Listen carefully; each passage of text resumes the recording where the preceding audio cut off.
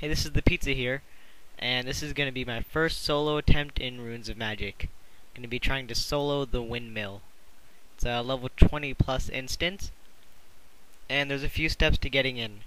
The first step involves killing one of these Golo creatures, which you can find in Dead Tree Caves or Barren Caves. And after you kill them, you get the Essence of Dark Flame Vapor Stone. And then you take that to Uncle Kaga, who is waiting right outside the windmill, and you talk to him. You say, "Enter the Windmill Basement," then creating the Fire Essence Vapor Stone, and you can just leave the conversation there because now you can get in. So that's how you get into the basement. Once you're there, it's full of level 14 through 16 mobs. There are a couple mobs that are lower, and a couple that are 17. But there's a lot of mobs in this dungeon. You'll usually be pulling groups of between 4 and 6 in here, which is why I guess they recommended it for 20 plus instead of 15 plus. Now, this wasn't a good idea to try to solo this dungeon. I'll get to why a little bit later on. And because this dungeon is filled with so many mobs, it's slow going for one person, who is especially a knight. If you're a mage, you could probably just thunderstorm them, take out one group at a time very quickly. But for me, since I don't really have any AoE attacks, it takes quite a while for me to clear out all these mobs. The video I'm showing you is in real time, so you could see how slow it would have gone.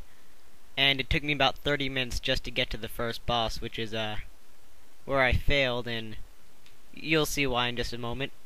And so I do try to use Whirlwind Shield as often as possible, but it's just not good for damage. It's good if you're trying to get aggro off someone quickly, who hasn't, built up a lot of aggro already.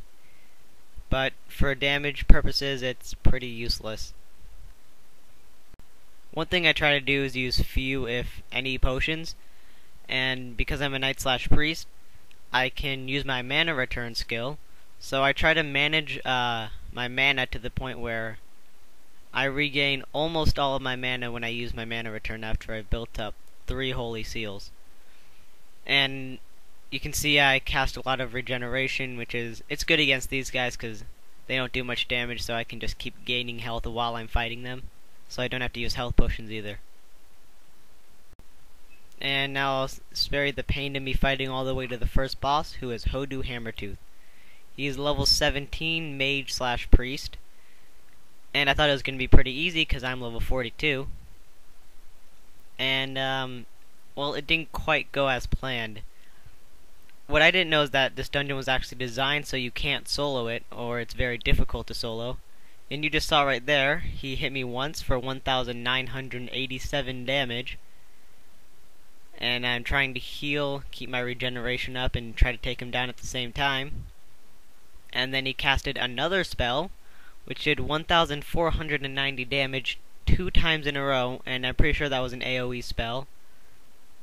And so that's kind of where my attempt ended. It turns out that if you're in a group, the damage is spread out across the group, so you can, group heal and stuff like that, and not all the damage is focused on one person.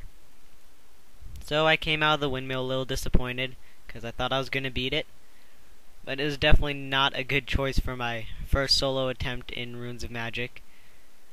I'm probably going to try Forsaken Abbey sometime soon when I hit 50 or 52, as the current level cap is. And I'm going to end the video on a little bit of a different note. This is a clip, sneak peek of my next video. So you may have noticed that my gear isn't transmuted at all, and the reason is because I don't like the transmutation system, and I'm not going to use it if I don't want to. Even if it does mean I probably won't get the best gear in the game, I can still get some very decent gear. The reason I don't like it is just because it's too time-consuming, tedious task to get the best gear, and I'd much prefer that I get something I'm proud of after it drops off a boss or something, rather than just transmute an Overd or a White.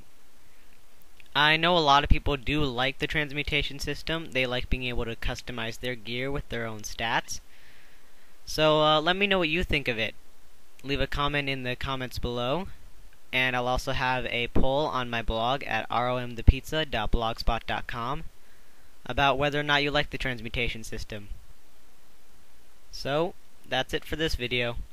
Till next time.